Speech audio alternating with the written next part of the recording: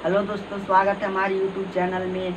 और आज मैं आप लोगों को मेंसुरेशन टाइप 1 बताने वाला हूँ। तो चलिए दोस्तों, हम अपना बेसिक कॉन्सेप्ट समझते हैं। एरिया क्षेत्रफल किसी समतलीय रेखीय ज्यामिति आकृति की भुजाएं या सीमा द्वारा घिरे हुए क्षेत्र को उस आकृति का क्षेत्रफल कहते हैं। जैसे ABC क्या हो जाएगा? ABC हो जाएगा भुजा। तो ये बीच का आकृति क्या कहलाएगा? क्षेत्रफल, क्योंकि सीमा द्वारा घिरे हुए क्षेत्र को क्षेत्रफल कहते हैं। परिमाप किसी भी समतलीय रेखीय ज्यामिति रेखीय आकृति की सभी भुजाओं का योग या सीमाओं की कुल लंबाई को उस आकृति का परिमाप कहते हैं। जैसे ABCD, तो यहाँ पे सभी भुजाओं का योग, सभी भुजाओं का योग हो जाएगा। और यहाँ पे परिमाप, इसका परिमाप निकालेंगे। परिमाप बराबर क्या होता है? सभी भुजाओं का योग, सभी भुजाओं का योग, सभी भुजाओं का योग। तो भुजा कितना है? ABCD, तो कितना हो जाएगा? A + B + C + D हो जाएगा सभी भुजाओं का योग। त्रिभुज ट्रायंगल तीन समतलीय भुजाओं से घिरा हुआ क्षेत्र त्रिभुज कहलाता है। इसमें 3 कोण होते हैं। तीनों कोणों का योग 180 डिग्री होता है। जैसे ये त्रिभुज है और ABC है, तो तीनों कोणों का योग कितना होता है? 180 डिग्री। तो यहाँ इसको कैसे सॉल्व करेंगे? कोण A + कोण B + कोण C बराबर कितना हो जाएगा? 180 डिग्री। और त्रिभुज का फॉर्मूला होता है, त्रिभुज बराबर क्या होता है? 1/2 गुने B गुने H होता है। त्रिभुज का क्षेत्रफल बराबर 1/2 गुने B गुने H होता है। समकोण त्रिभुज राइट एंगल ट्रायंगल, वह त्रिभुज जिसका कोई एक कोण समकोण अर्थात 90 डिग्री होता है, समकोण त्रिभुज कहलाता है। 90 डिग्री के सामने वाली भुजा कर्ण कहलाती है। जैसे ये क्या है? ये समकोण त्रिभुज है और ये भुजा क्या है? ABC। तो यहाँ पे AB क्या हो जाएगा? AB लंब हो जाएगा, क्योंकि ये ऊपर की ओर उठा है तो AB लंब हो जाएगा। और BC क्या हो जाएगा? BC आधार हो जाएगा। और 90 डिग्री के सामने वाली भुजा कर्ण कहलाती है। तो 90 डिग्री के सामने वाली भुजा क्या हो जाएगा? कर्ण H। तो यहाँ पे P का मतलब होता है परपेंडिकुलर, PERPENDICULAR।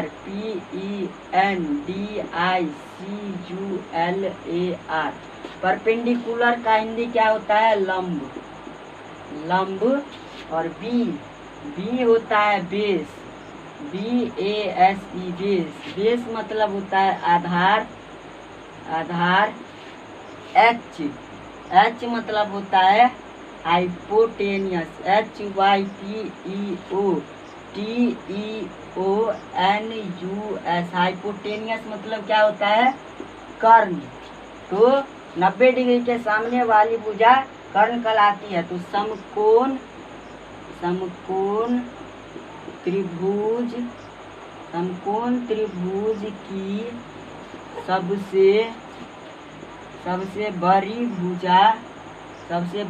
भुजा क्या कहलाती है? कर्ण कहलाती है। कर्ण होता है।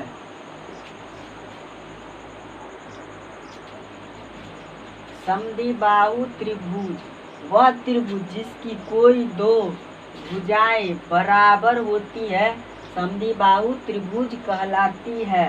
इसके सामने की भुजाओं के कोण भी समान होते हैं। तो ये दोनों क्या है, दोनों कोण समान है। और इसमें भुजा क्या है, ए बी सी भुजा, और ये दोनों कोण समान है। तो ये क्या हो जाएगा, कौन सा कोण हो जाएगा, समद्विबाहु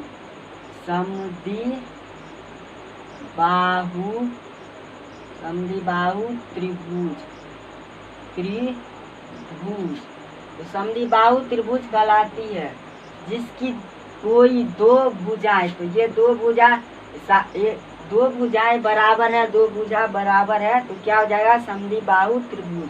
और समद्विबाहु त्रिभुज का क्षेत्रफल क्या होगा, √S into S minus A into S minus B का होल स्क्वायर होगा।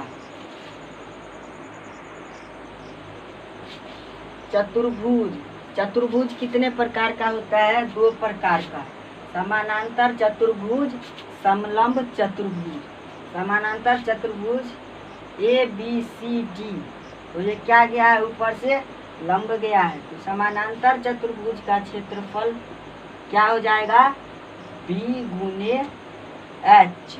और समलंब चतुर्भुज कैसे बनेगा, इसको ऐसे ऐसे ऊपर से और इसको आयत बना देंगे, तो ABCD हो जाएगा भुजा। और समलंब चतुर्भुज का क्षेत्रफल बराबर क्या हो जाएगा, क्षेत्रफल बराबर 1/2 गुने H into B1 plus B2 हो जाएगा समलंब चतुर्भुज का क्षेत्रफल। चतुर्भुज, चार भुजाओं से घिरी आकृति को चतुर्भुज कहते हैं। इसमें चार कोण होते हैं जिनका योग 360 डिग्री होता है। चतुर्भुज कितने भुजाओं से घिरा होता है, चार भुजाओं से घिरी आकृति चतुर्भुज कहलाती है। इसमें कितना कोण रहता है, इसमें चार कोण रहता है, चार कोण होते हैं जिनका योग कितना होता है, 360 डिग्री। तो जैसे ये आयत है, ये चतुर्भुज है, तो ABCD ये क्या हो जाएगा, भुजा है। तो चतुर्भुज का क्षेत्रफल अगर निकालेंगे, क्षेत्रफल बराबर क्या हो जाएगा, कोण A प्लस कोण B प्लस कोण C प्लस कोण D बराबर कितना हो जाएगा, 360 डिग्री। 360 डिग्री हो जाएगा, कोण A प्लस कोण B प्लस कोण C प्लस कोण D बराबर 360 डिग्री। आयत, रेक्टेंगल, वह चतुर्भुज जिसकी समूह भुजाएं बराबर तथा प्रत्येक कोण 90 डिग्री का होता है, आयत कहलाता है। जैसे ये आयत है और ये आयत में कितना बार विकर्ण कटेगा, एक बार यहाँ से कटेगा और एक बार यहाँ से, दोनों विभाजित हो रहा है, तो CD क्या हो जाएगा, L हो जाएगा और BD B आधार हो जाएगा। तो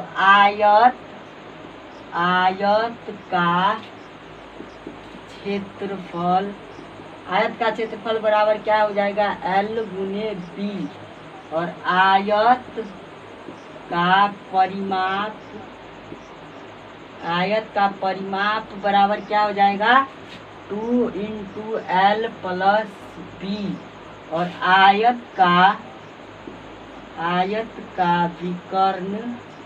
आयत का विकर्ण बराबर हो जाएगा √L² प्लस B²। दोस्तों आज के लिए इतना ही। अगर वीडियो अच्छा लगे तो लाइक कमेंट शेयर और सब्सक्राइब कर दीजिएगा। कल मैं आप लोगों को बेसिक कॉन्सेप्ट एक और बताऊंगा, उसके बाद नेक्स्ट वीडियो से मैं आप लोगों को क्वेश्चन सॉल्व करवाऊंगा। जय हिंद, जय भारत।